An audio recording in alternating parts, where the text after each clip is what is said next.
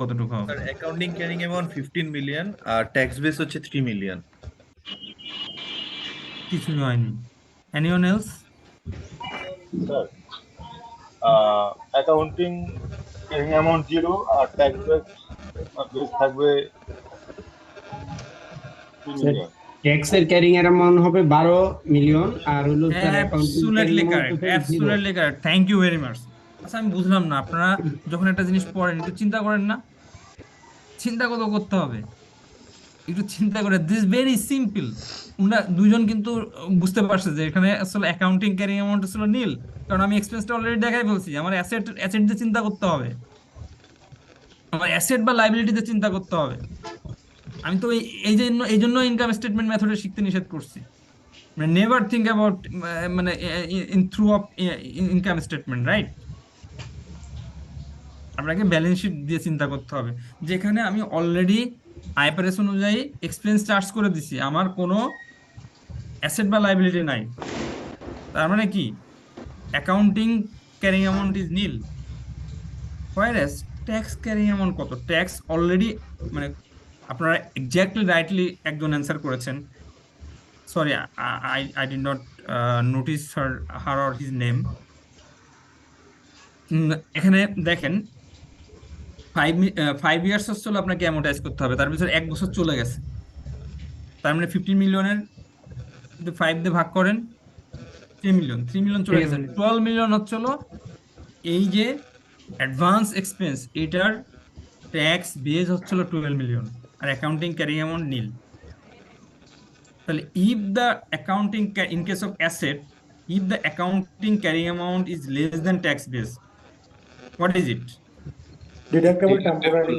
Absolutely correct, deductible temporary. So 12 million is your deductible temporary difference. So let us see the tax rate. So that was tax.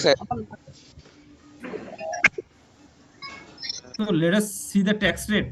Tax rate is applicable, tax rate is 30%. Okay, তাহলে 30% দিয়ে আমি এখানে কি create করব? Deferred tax asset create করব। Clear? Yes sir. Okay, তাহলে আমি Excel শিটে যাই। এক্সেল শিটে আমি দেখি আসলে কিভাবে আমরা সলভ করব।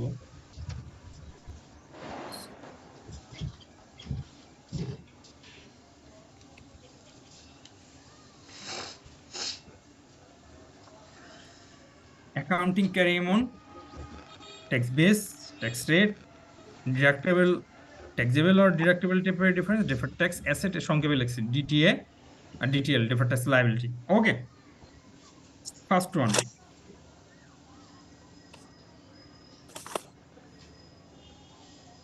প্রথমটা কি ছিল? Advertising cost.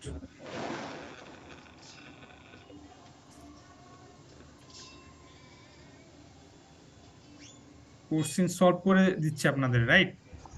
আপনারা একটু বাসায়ও করতে হবে, হ্যাঁ?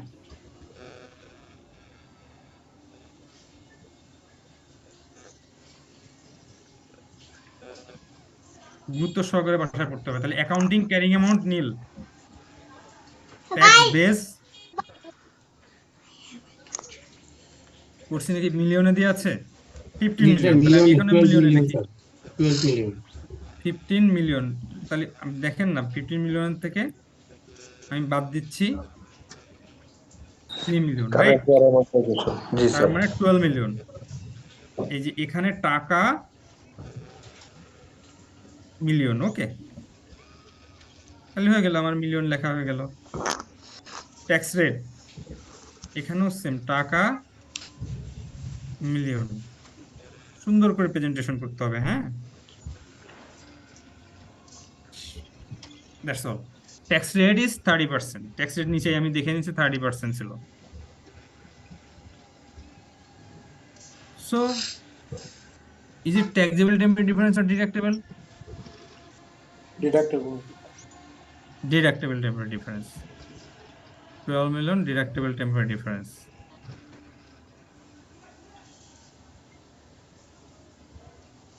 আচ্ছা, তাহলে এটা ডিফার্ড ট্যাক্স অ্যাসেট না লায়াবিলিটি ক্রিয়েট করবে? Deductible asset. অ্যাসেট ক্রিয়েট করবে। into this one into this one, deferred tax asset, তাহলে আমি এখানে লিখে নিলাম deferred tax asset DTA. ওকে, Yes. নেক্সট ওয়ান হয়ে গেল। Trade and other payable amounted to 40 million. Trade and other payable 40 million amount আছে as on 31st December 2021, which includes unearned commission of BT 10 million. তাহলে আমার এই unearned commission নিয়ে হচ্ছিল মূলত আলোচনা। ট্রেড অ্যান্ড পেয়েবল এর ভিতরে আরো অনেক কিছু থাকতে পারে, এর ভিতরে আনআর্নড কমিশন আছে যেটা 10 মিলিয়ন আছে। Commission is taxable when it is earned by the company. Commission তখনই ট্যাক্সেবল হবে যখন কোম্পানি এটা আর্ন করবে, তার আগে না। এখন কি বলছে, tax base of remaining trade and other payable is 25,000। ও তাহলে এই যে কমিশন যেটা আনআর্নড কমিশন, এটার আসলে টেম্পোরারি ডিফারেন্স নাই, কারণ এটা অ্যাকাউন্টিং আনআর্নড কমিশনকে লাইবিলিটি দেখাইছে, আর ট্যাক্সও বলছে যে এটা যখন আর্ন করবে তখন এটার উপর ট্যাক্স হবে। তাহলে আনআর্নড কমিশনের উপর আনআর্নড কমিশনটা লিখি আমি,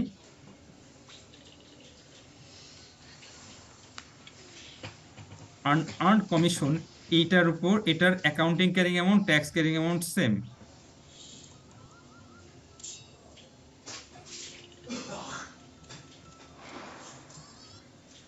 unearned commission, accounting carrying amount 10 million, 10 যেহেতু মিলিয়ন উপরে দিয়েছি। বাবা দেখবা দেখো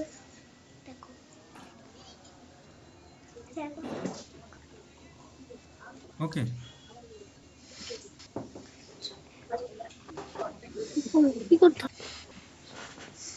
tax base same, no temporary difference, temporary difference nil. Okay,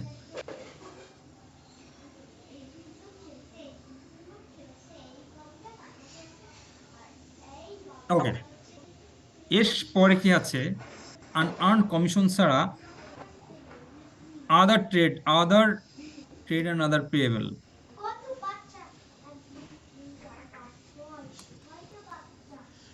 unearned commission ছাড়া অন্য যে ট্রেড অ্যান্ড আদার পেয়েবল আছে,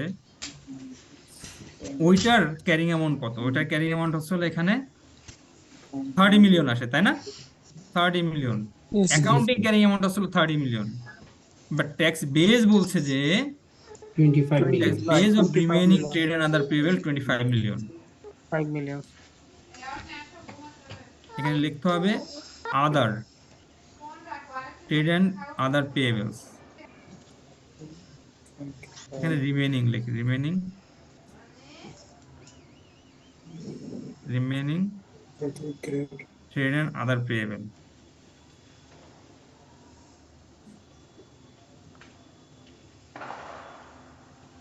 ওকে, তাহলে এখানে ট্যাক্স রেট 30%, এটা বলেন, আপনারাই বলেন এটা কোন টেম্পোরারি ডিফারেন্স হবে? এটা ডিডাক্টেবল হবে, Deductible temporary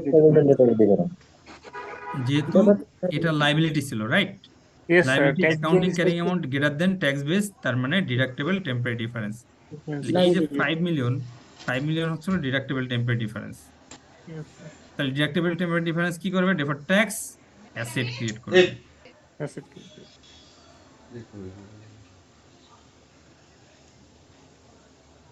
ডিটিএ।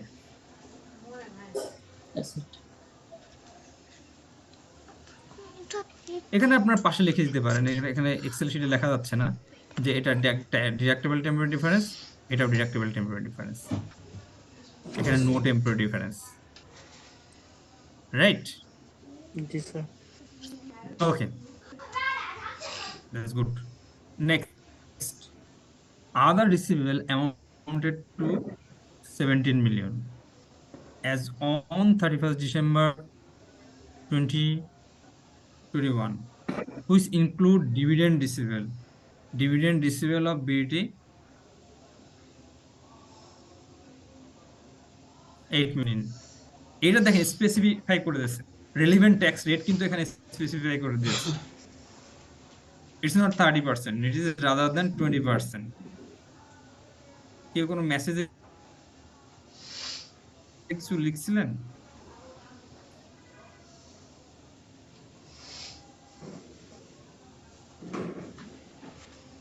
ওকে,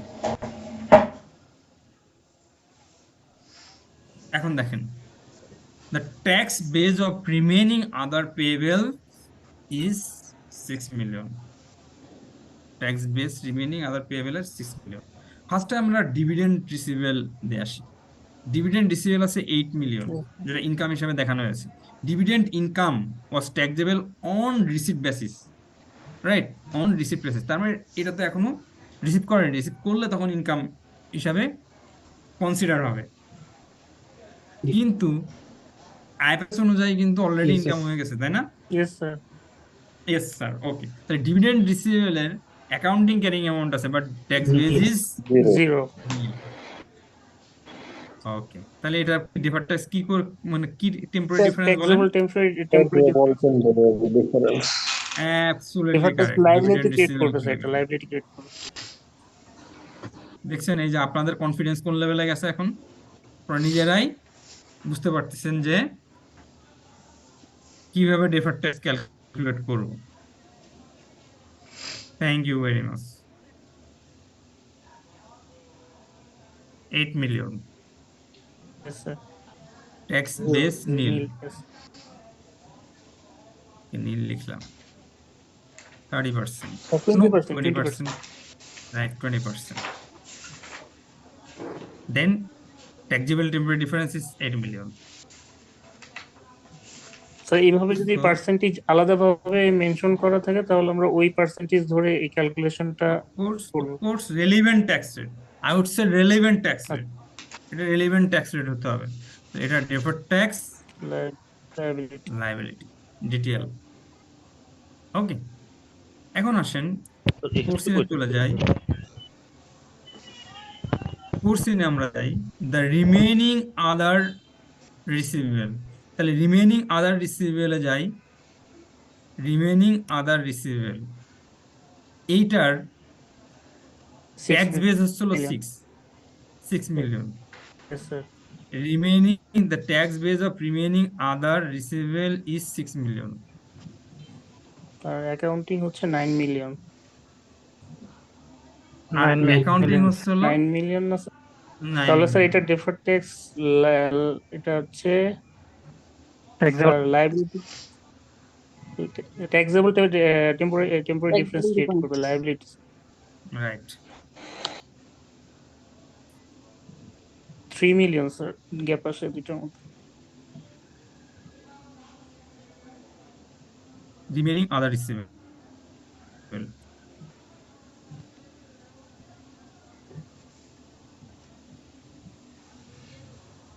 9 মিলিয়ন, রাইট।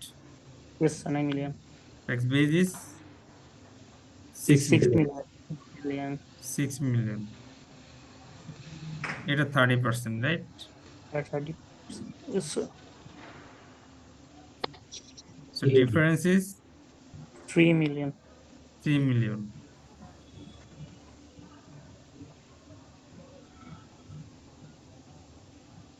Three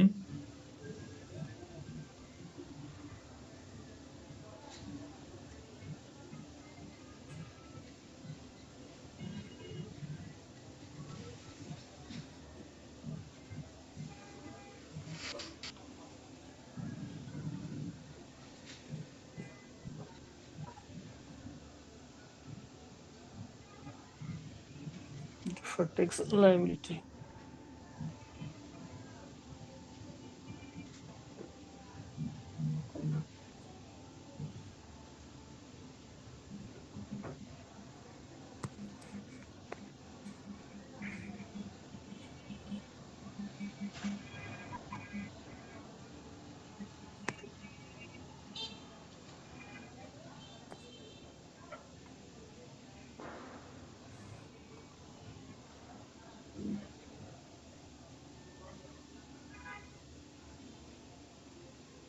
আচ্ছা ওকে, আমরা এর সামনেরটা দেখি।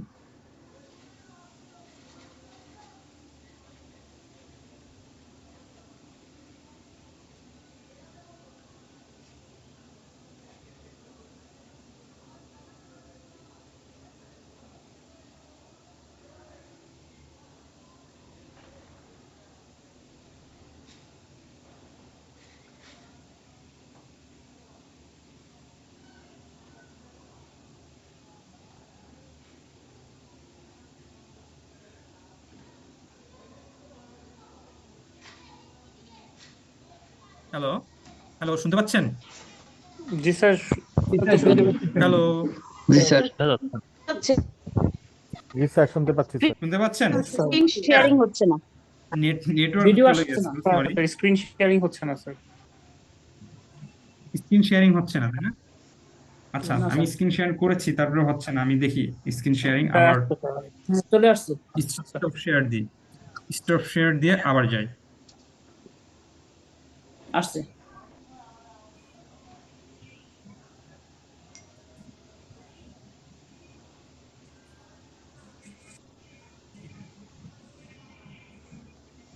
এখন হচ্ছে? Yes sir. ওয়ার্ড ফাইল দেখা যাচ্ছে? ওয়ার্ড ফাইল, হ্যাঁ যাচ্ছে স্যার। দেখা যাচ্ছে। ওয়ার্ড ফাইল দেখা যাচ্ছে, তাই না? জি আচ্ছা, দেখেন তো এবার এক্সেল ফাইল দেখা যায় কিনা। এক্সেল ফাইল দেখা যাচ্ছে? ইয়েস জি স্যার। জি স্যার, দেখা যাচ্ছে। তাহলে ঠিক আছে, স্ক্রিন স্যার একটা কোশ্চেন আছে।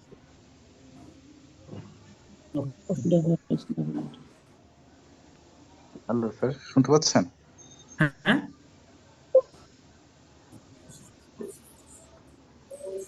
হ্যালো।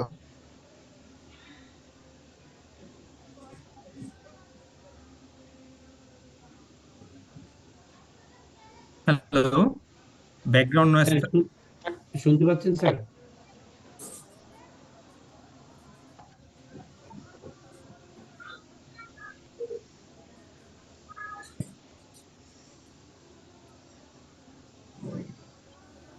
ব্যাকগ্রাউন্ড নয়েজ থাকলে প্রবলেম।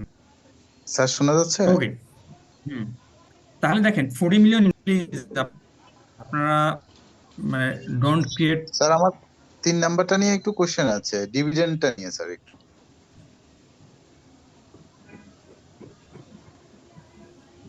হ্যাঁ হ্যাঁ, শুনতে পাচ্ছি। আপনারা কি শুনতে পাচ্ছেন? জি স্যার, আমি এখন শুনতে পাচ্ছি। স্যার ডিভিডেন্ডটার ক্ষেত্রে আচ্ছা, একটু কাইন্ডলি আরেকবার একটু এক্সপ্লেন করবেন। ডিভিডেন্ডটাতে ইস্যু হচ্ছে, এখানে বলা হচ্ছে যে, হ্যালো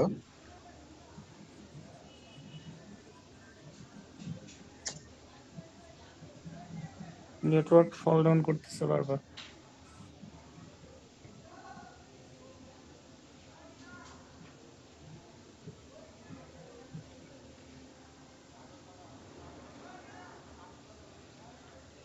সরি, আসলে নেটওয়ার্কে ডিস্টার্ব হচ্ছে, বুঝছেন? নেটওয়ার্ক ডিস্টার্বের কারণে আমি অল্টারনেটিভ নেটওয়ার্ক দিয়ে ঢুকছি।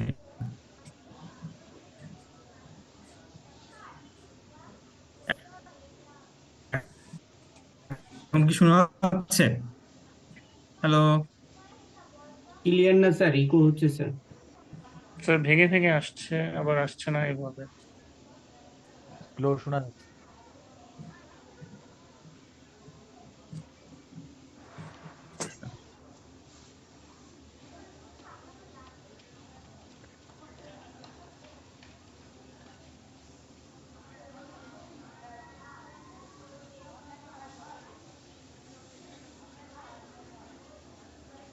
শোনা যাচ্ছে এখন? Clear? Sound clear? Sound sir, clear, sound but clear, sir. Screen sharing of. Screen share করছি, আচ্ছা ওকে।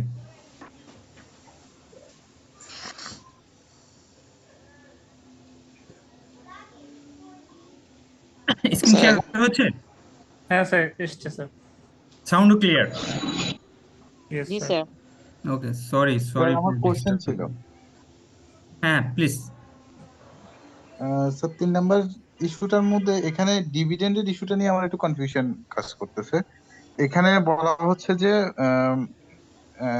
31st December on which include dividend receivable 8 million, আর ট্যাক্সেবল ইস্যুতে কেন? বলা হচ্ছে যে dividend income was taxable on receive basis. So আমার যেহেতু 2021 সালে কোনো রিসিভ নাই, তাহলে এখানে টেম্পোরারি ডিফারেন্সটা হুম, ক্রিয়েট হুম। হচ্ছে কিভাবে?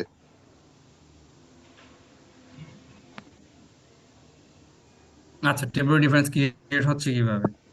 ডিভিডেন্ড রিসিভেবল যেটা আপনি দেখাচ্ছেন, এটা মানে ইনকাম হয়েছে, ইনকাম ক্রেডিট করছেন আর রিসিভেবল ডেবিট করছেন, ডিভিডেন্ড রিসিভেবল। এখন এই এই ডিভিডেন্ডটা এই জন্য, যেহেতু এটার ট্যাক্স এখন এটাকে ইনকাম বলছে না, তার মানে কি এটার ট্যাক্স এটাকে অ্যাসেটও বলছে না, তাহলে এটা ট্যাক্স বেজ হচ্ছিল নীল। বুঝতে পেরেছেন? ট্যাক্স বলছে যে ওকে, যখন এটা তুমি রিসিভ করবে তখন সেটা তোমার ইনকাম, সে এটাকে যখন রিসিভ করবে তখন সেটাকে ইনকাম বলবে। সুতরাং ট্যাক্সের বেস অনুযায়ী এই অ্যাসেটের বেস সবসময় নীল থাকবে। ক্লিয়ার? আচ্ছা, স্যার জি থ্যাংক স্যার ইউ। এখানে আমার একটু কোয়েশ্চেন অ্যারাইজ হচ্ছে স্যার, একটু যদি বলবো শুনতে স্যার। পাচ্ছেন? ক্লিয়ার? জি জি স্যার, বুঝতে পেরেছি। হ্যালো। স্যার তাইলে প্রিভিয়াস ওয়ানে যেটার কথা বলা হচ্ছে, কমিশনের ইস্যুটা, সেই ক্ষেত্রে টেম্পোরারি ডিফারেন্সটা নাই কেন আনআর্নড কমিশনের ক্ষেত্রে? কমিশন কমিশন তো দুইটাই সেম পেজে। অ্যাকাউন্টিংও যেভাবে রেকর্ড করে, ট্যাক্সও ঠিক সেইভাবে রেকর্ড করে।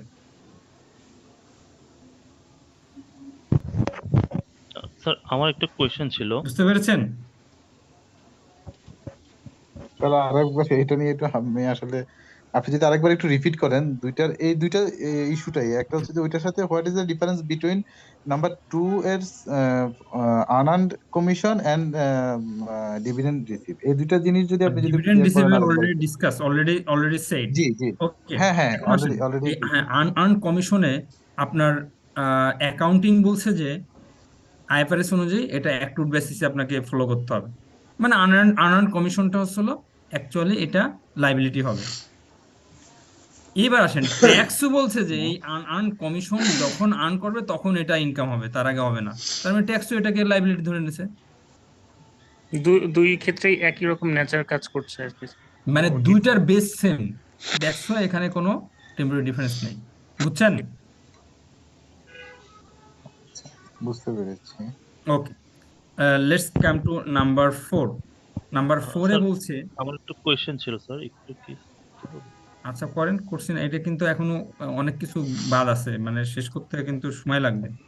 দেখেন। আমার একেবারেই শর্ট কোয়েশ্চেন, সেটা হচ্ছে স্যার আমরা ডিভিডেন্ড রিসিভেবল দেখালাম এই বছরে, হুম। সাপোজ যেখানে বলা হচ্ছে 20% দেখানো,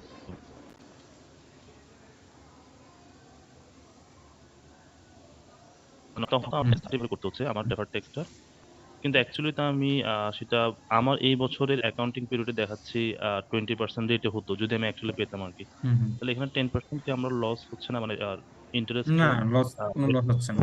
আপনি দেখেন, ডিভিডেন্ড আপনি আপনি বলতেছেন যে স্যার এটা তো সাবসিকুয়েন্ট ইয়ারে যায়, যদি আমার চেঞ্জ হয়ে যায়, আমি যখন জানবো চেঞ্জটা, রাইট, তার আগে যদি অ্যাকাউন্টস ফাইনাল হয়ে যায়, রাইট, এটাই তো।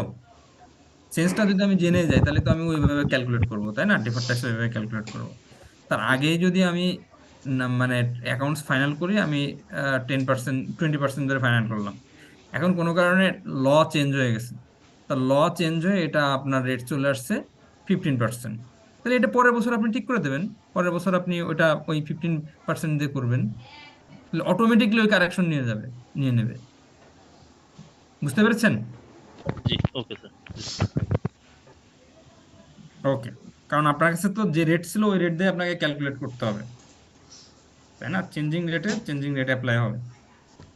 ওকে, নেক্সট আমরা 4 নম্বরে আসি। 4 নম্বরে বলছে P Q R invest 40 million invest করছে ফিক্সড ডিপোজিটে। এটা ইনভেস্ট করছে 3 মান্থ চলে গেলে। দেখছেন, এটা এই কাট অফ ডেট কিন্তু ভেরি ইম্পর্টেন্ট। এখানে ইন্টারেস্ট রেট ছিল হলো 10% পার আনাম। তা এখন ইন্টারেস্টটা ব্যাংক দেয় কিভাবে? 1 বছর শেষ হলে বা ম্যাচুরিটি ডেটে দেয়। 1 বছর শেষ হলে না, ম্যাচুরিটি ডেটে দেয়। হ্যাঁ, ইয়েস, সেটা আবার 1 ইয়ার শেষ হলে। তার মানে ব্যাংক ইন্টারেস্টটা দিচ্ছে 1 বছর শেষ হলে, তার আগে দিচ্ছে না।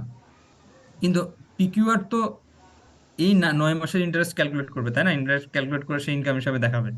জি স্যার। তাহলে দেখেন এই যে ইন্টারেস্ট ইনকাম দেখালো, এর এগেনস্টে একটা তাকে অ্যাসেট ক্রিয়েট করতে হবে, তাহলে ইন্টারেস্ট রিসিভেবল দেখাবে সে। ইন্টারেস্ট রিসিভেবল আর ইন্টারেস্ট ইনকাম দেখাচ্ছে, কিন্তু ট্যাক্স বলছে এই ধরনের ইন্টারেস্ট ইনকাম সে এটাকে ইনকাম হিসাবে কনসিডার করে না। সে কখন করে?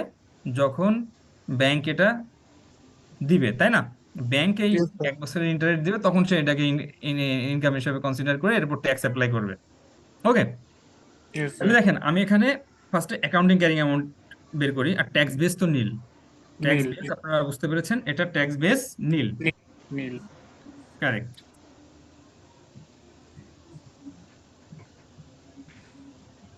Interest receivable, right? Yes, sir. Interest receivable আমরা কিভাবে অ্যাকাউন্টিং ক্যারিং অ্যামাউন্ট বের করব? 40 মিলিয়ন ছিল, তাই না? Yes. 10%, right? Yes, sir. 10% 10%. Into 9/12, বুঝতে পারছেন? Yes, sir. জি স্যার। 3 মিলিয়ন। তাহলে 3 million accounting carry amount, tax base nil. Nil. Taxable. 10%, tax rate, relevant tax rate 10%, Yes, sir. Correct? Yes, sir. তাহলে এখানে অ্যাকাউন্টিং ক্যারি অ্যামাউন্ট অ্যাসেটের ক্ষেত্রে যদি tax বেসের থেকে বেশি হয়, সেটা কি হবে? Taxable temporary difference. Taxable temporary difference হবে, sir. ট্যাক্সেবল টেম্পোরারি ডিফারেন্সের সাথে আপনি যদি এটা মাল্টিপ্লাই করেন, Percentage-টা মার্কেট ডেফার্ড ট্যাক্স লায়াবিলিটি আসবে। ডিটিএল। ওকে, দেখেন আপনারা বুঝতে পেরেছেন। ক্লিয়ার। এত সংক্ষেপে এইটা প্রেজেন্টেশন করা যায়, মানে ছোট্ট একটা ইসে প্রেজেন্টেশন করা যায়, কিন্তু অনেকে কিভাবে লিখবে জানেন? অনেকে এক একটার জন্য এক এক পেজ নিয়ে নেবে। আমি জানি, আমরা অ্যান্সার দেখছি, বা হাফ পেজ করে এক একটার জন্য করবে, মানে 5-6 পেজের এই অ্যান্সার লিখবে। এরকম যদি হয় তখন কিন্তু আপনার মানে মানে আপনি অ্যান্সার যদি ঠিকও করে আসেন, তারপরে এক আসলে আপনার টাইম নিয়ে নেবে 5 গুণ বেশি। আপনাকে কিন্তু কনসাইজ ফর্মে তৈরি করে করতে হবে, প্রেজেন্টেশন করতে হবে। এটা প্র্যাকটিস করলে স্যার মানে এটা মানে রাইট, চলে আসে। প্র্যাকটিস করলেই হবে। Right, absolutely correct. না আমি বলছি কেন, আমার তো খাতাও তো আমি দেখেছি, এই জন্য বলছি।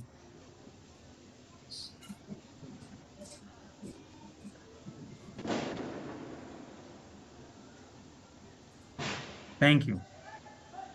Next problem number 5, 1 January 2020। Sorry, any questions so far? দেখা যাচ্ছে না? 1 January 2020 machine was acquired on আপনি কি স্যার একদম স্ক্রিপ্ট স্যার ইভালুয়েট করেন স্যার? না, আমি ইভালুয়েট করি না, বাট এখানে তো অনেক ধরনের এক্সাম হয়, ওই এক্সামগুলো ইভালুয়েট করি আমি। বিভিন্ন সময় মক এক্সাম হয় না, ওগুলা খাতা দেয়, কিন্তু আইসিবির যে ফাইনাল এক্সামের খাতায় এটা আসলে মানে আমি জানিও না কি দেখে, কারণ যে ক্লাস নেবে সে খাতা দেখতে পারবে না, যে কোর্সিং করবে সে খাতা দেখতে পারবে না, সে ক্লাসও নিতে পারবে না। যারা ক্লাস নেয় তাদেরকে মানুষ শুধু চেনে, আর কোর্সিং যারা করে আর খাতা দেখে এদেরকে কেউ চেনে না। শুধুমাত্র আইসিবির এক্সাম কমিটি ছাড়া অন্য কেউ চেনে না। এক্সাম কমিটিতে যে কয়জন কোশ্চেন গুলো স্যার যারা ক্লাস নেয় তারা করলে মনে হয় যে আর কি স্যার, খাতা যে খুশি দেখুক, কিন্তু অন্তত কোশ্চেন প্যাটার্নটা স্যার যারা ক্লাস নেন তারা ক্লাস চিনে কিনা টিচারদের সাথে রিলেটেড হলে ভালো হতো। এটা আসলে গোপনীয়তার একটা বিষয় আছে, বুঝছেন? আপনি যখন মেম্বার হবেন তখন আপনি বুঝতে পারবেন যে জিনিসটা তখন অন্যরকম হয়ে যাবে। কারণ ধরেন আমাকে কোর্সিং করতে দিল, আমি তো যেগুলো আপনাদের পড়াইছি সব এগুলো কোর্সিং দিয়ে দিব, রাইট? না, নরমালি এখন ধরেন অপোজিট সেকশনে যদি কোনো স্টুডেন্ট থাকে, তারা তো এগুলোর থেকে সব বঞ্চিত হবে। হ্যাঁ স্যার, এটা এবার লজিক। প্রিভিয়াস ইয়ারে যারা ফেল করছে ওরাও তো বঞ্চিত হবে, ওরা এই ক্লাস করেনি। Yes sir. অনেক পারমিটেশন কম্বিনেশন আছে, বুঝছেন? স্যার ব্যাপারটা এমনও না যে আপনি কোশ্চেন করলেই পাস করা যাবে, এমনও না আবার। সেটাও এমন না, আপনি যেটা বলছেন এমন না, তবে এটাও ঠিক যে আপনার জন্য ফেভারেবল হবে, যারা আমার ক্লাস করছে এতটুকু ফেভারেবল হবে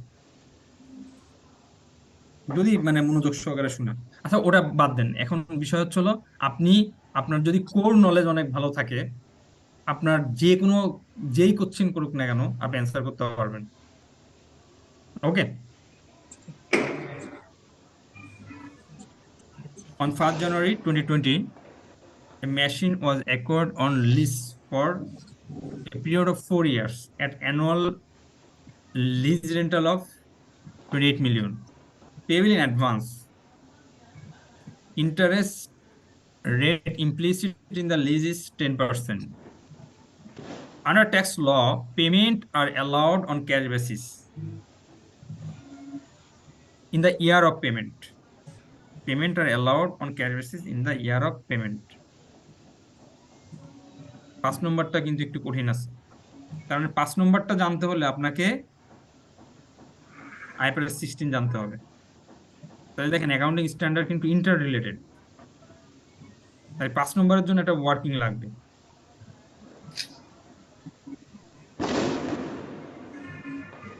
পাঁচ নম্বরের জন্য একটা ওয়ার্কিং লাগবে।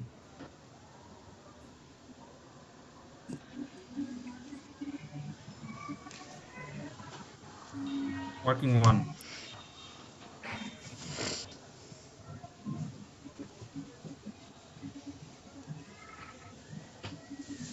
লিজ। ফার্স্ট আমি লিজ লায়াবিলিটি বের করব। Lease obligation. How much is the lease obligation? চারটা পেমেন্ট দেখেন, একটু ভালো করে দেখেন, চারটা পেমেন্ট। এই চারটা পেমেন্ট বছরের শুরুতেই ফার্স্টে পেমেন্ট করে দেওয়া হয়। তাহলে একটা পেমেন্ট অলরেডি করে দেওয়া হয়ে গেছে, দ্বিতীয় পেমেন্টটা হবে 1 বছর পরে, তৃতীয় পেমেন্টটা হবে 2 বছর পরে, আর চতুর্থ পেমেন্টটা হবে 3 বছর পরে। আর এইটার ইমপ্লিসিট ইন্টারেস্ট রেট হচ্ছে হলো 10%। তাহলে এই 10% অ্যাপ্লাই করে আগামী 3 বছর 8 মিলিয়ন করে যে পেমেন্ট হবে পার ইয়ারে, এইগুলোকে প্রেজেন্ট ভ্যালুতে নিয়ে আসবো।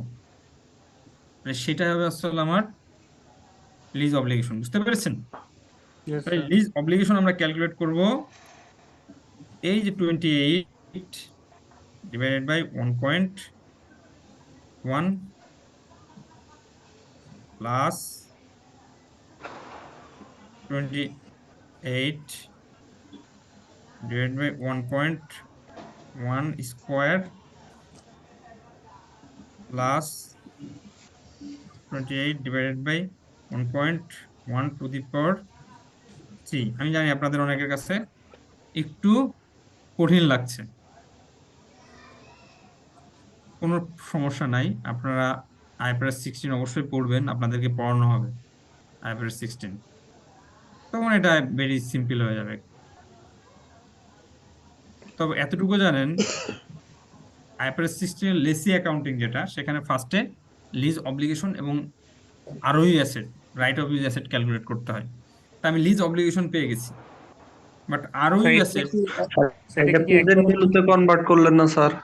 হ্যাঁ স্যার, এটা প্রেজেন্ট ভ্যালু ডিটারমাইন করলেন না স্যার?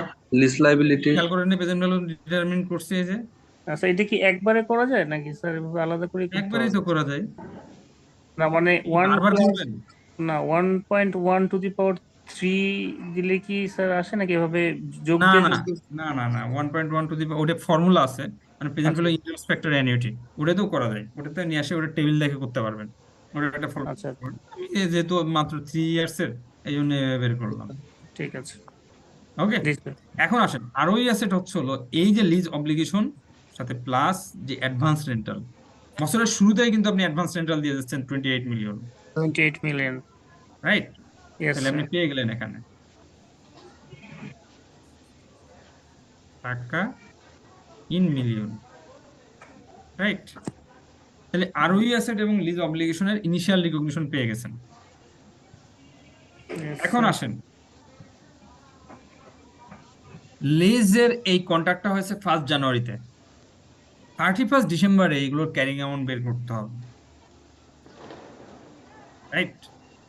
1 ডিসেম্বরে এগুলোর ক্যারিং অ্যামাউন্ট বের করতে হবে। তা আরওই অ্যাসেটের ক্যারিং অ্যামাউন্ট তো আপনি পেয়ে যাচ্ছেন 31 ডিসেম্বরে। এগুলো হচ্ছে হলো 1 জানুয়ারি 2020 সালে, রাইট?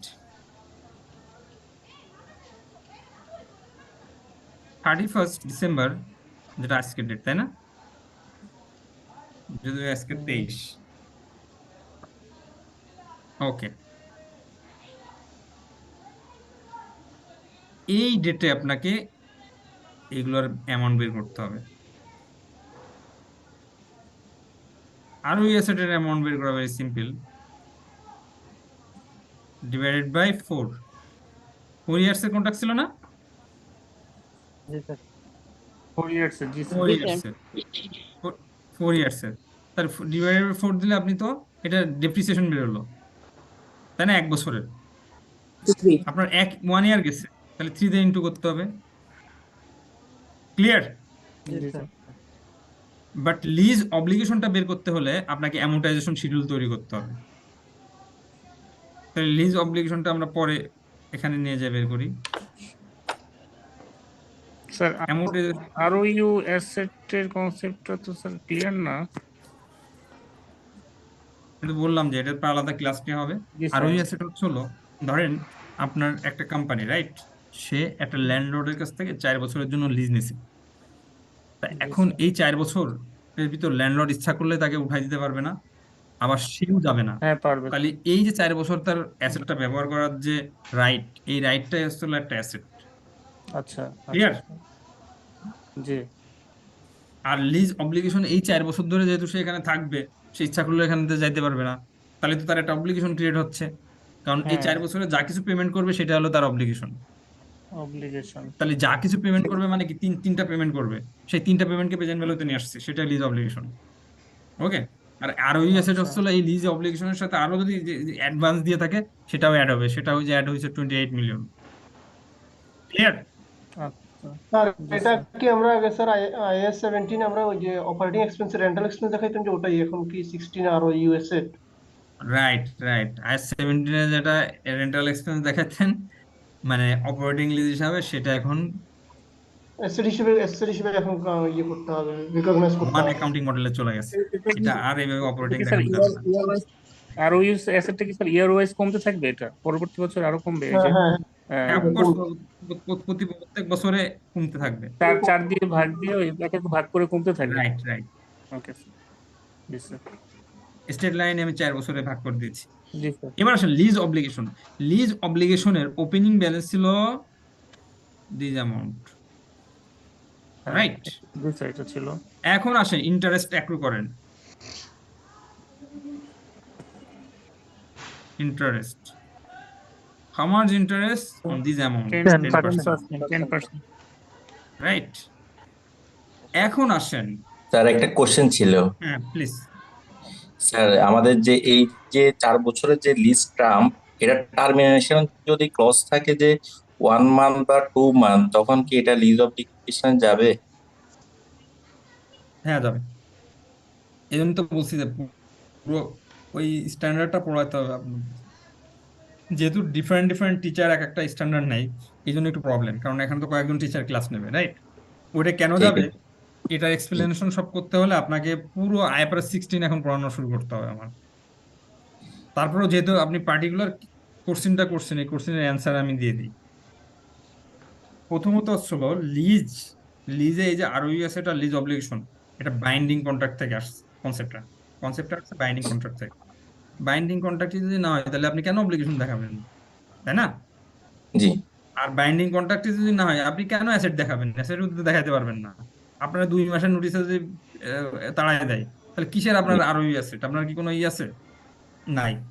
এখন আসেন, যখন IFRS 16 ফার্স্টে আসলো, কোনো কোম্পানি এই দেখাবে না, বলে যে আমরা তো 2 মাসের নোটিসে বেরোয় যেতে পারবো। আমরা কেন এইসব ঝামেলার ভিতর যাবো? এইসব ব্লিজ এসব দেখানো আমাদের অনেক ঝামেলা, এটা করবো না আমরা। তখন আমি KPMG-তে ছিলাম, যাই হোক এটা আরো 4 বছর আগের কথা। তা তখন আমরা বললাম যে না ভাই, তোমাকে দেখাতে হবে, তোমাদেরকে দেখাতে হবে। আমাদের ক্লায়েন্টগুলো ভালো ছিল, যাই হোক ওরা বুঝতো, মাল্টিনেশনাল ক্লায়েন্ট ছিল সব। তো ওদেরকে আমরা বুঝালাম যে দেখো এটা তোমাকে দেখাতে হবে। কেন দেখাতে হবে আমরা একটু এক্সপ্লেইন করি। প্রথমত, তুমি 3 মান্থের নোটিস চলে যেতে পারবা, ঠিক আছে, কিন্তু তুমি কন্ট্রাক্টটা করছো 5 বছরের জন্য। IFRS 16 বলছে যে তোমার এই 5 বছরের ভিতর তোমার ইন্টেনশন নাই, first do you have any intention to switch over within 6 months or 3 months? Answer is জি no, because you have a very good setup, right? You have a G very sir good setup on the premises, and you have no intention to switch over the 3 months or 6 months, right? Yes If this is the case, your intention is not to switch this location within this next 5 years.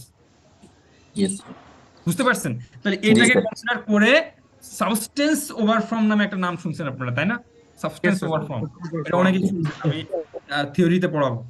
তাহলে এই substance over ফর্মে বলছে যে আপনাকে সাবস্টেন্সটা consider করতে হবে, যে in substance সে এখান থেকে ত্যাগ করবে না, যদিও সে কন্ট্রাক্টে বলছে যে 3 মান্থের ভিতর সে চলে যেতে পারবে, কিন্তু ইন সাবস্টেন্স এখানে যাবে না, সে যে সেটআপ নিয়ে বসছে। জি স্যার যেহেতু সে যে সেটআপ নিয়ে বসছে, সেই সেটআপ নিয়ে বসে যাবে না, সেহেতু এটা তার আসলে অব্লিগেশন ক্রিয়েট করতেছে। জি তার স্যার মানে আগামী 12 5 মান্থ বছর সে থাকবে, 12 আগামী 5 বছর। মান্থের কি স্যার কি একটা ক্লজ আছে না IFRS 16 এ? ভাই আমি তো এই জন্য বললাম, যে প্রথমেই বললাম না যে আপনাদের পুরো আইফারএস 16 আবার পড়াতে হবে, পুরো ডাইভার্ট হয়ে 10টা বেজে গেছে, কিন্তু ডাইভার্ট হয়ে আমরা আরেকটা স্ট্যান্ডার্ডে চলে গেছি, কারণ পুরো আইফারএস 16 তো অনেক কিছুই বলা আছে, সেগুলো তো সব পড়াইতে গেলে আপনাকে আরেকটা ক্লাস লাগবে আইফারএস 16 ঠিক আছে sir you understand me? Yes sir আপনি যে ক্লাসটা বলছেন, এটা তো বুঝাইতে গেলে আমার 10টা মিনিট সময় লাগবে ফুল। জি স্যার ওকে, তা এখন আসেন, এখন আপনি সেকেন্ড কোর্সিং করতে পারেন স্যার, তাহলে তো ইচ্ছা করলে লেসর তো আপনাকে কিক আউট করতে পারে 3 মান্থের ভিতর। ইয়েস অ্যাকাউন্টিং স্ট্যান্ডার্ড বলছে লেসরের ইন্টেনশনটাকে এখানে ইগনোর করতে হবে। অ্যাকাউন্টিং স্ট্যান্ডার্ড কেন বলছে, এটার পর লজিক আছে, কারণ লেসর নর্মালি বলবে না এটা, ইয়েস লেসর নর্মালি বলবে না। ওরকম পরিস্থিতি হলে তো লেসি কখনোই লেসরের কাছে আসবে না, কারণ লেসি কোটি কোটি টাকা খরচ করে ওই জায়গায় একটা সেট আপ নেছে। ইয়েস ওকে, বুঝতে পারছেন এখন কেন বাইন্ডিং কন্ট্রাক্ট ওই 3 মান্থের নোটিস থাকলেও জি sir in substance it is binding contract. এখন আপনি বলছেন যে 12 মান্থের একটা বিষয় আছে, ইয়েস 12 মান্থের বিষয় আছে। লিস্টটা যদি লেস দেন 12 মান্থ হয় বা 12 মান্থ পর্যন্ত হয়, তাহলে এটা আসলে টাইম ডিউরেশনটা লিজ অ্যাকাউন্টিং এ আসবে না। একটা হচ্ছে 12 month or less than 12 month, আরটা হচ্ছে লো ভ্যালু আইটেম। লো ভ্যালু আইটেমটাকেও আপনি ইগনোর করতে পারবেন। ইয়েস ওকে, এটা কি স্যার 5 লাখ? না না, এই ধরনের কোনো 5 লাখ এর কোনো উল্লেখ নাই, অ্যাকাউন্টিং স্ট্যান্ডার্ড কখনো ডিজিট উল্লেখ করে দেয় না। ওকে, ওকে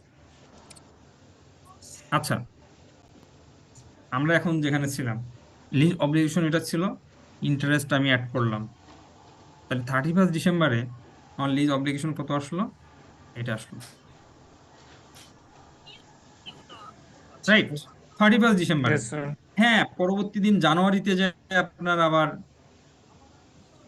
কি হবে, জানুয়ারিতে যায় আবার 28 মিলিয়ন এর থেকে লেস করবেন পরের দিন, কিন্তু 31 ডিসেম্বরে কিন্তু আপনার এটা ভ্যালু আসতেছে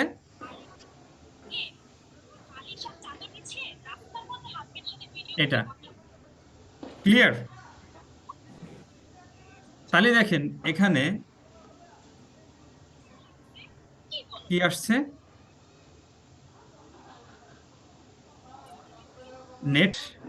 net lease obligation, net lease obligation কত আসতেছে, এটা মাইনাস 31 ডিসেম্বরে 3 মিলিয়ন। এই 3 মিলিয়নের হচ্ছে আপনার temporary difference.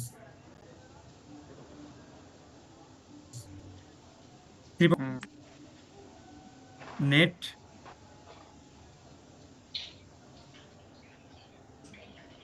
this obligation,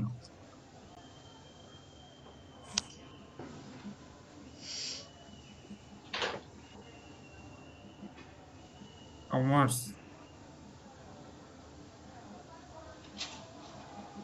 okay,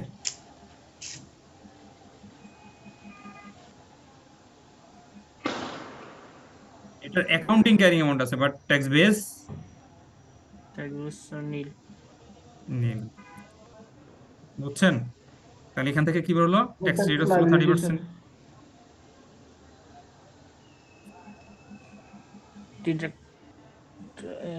taxable temporary difference. তাহলে এটা ট্যাক্সেবল না ডিডাক্টেবল বলেন? ট্যাক্সেবল হবে sir. Taxable temporary difference, right. Differ tax taxable কেন হবে? Deductible temporary difference.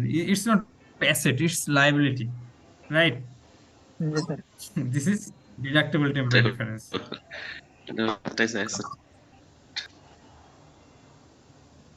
ওকে, দেখেন এখানে কাট অফ ডেটটা কিন্তু অনেক ইম্পর্টেন্ট। পরের দিন সকালে যায় কিন্তু 28 মিলিয়ন কমে যাবে, রাইট? কারণ আপনি এখনো পেমেন্ট করেননি।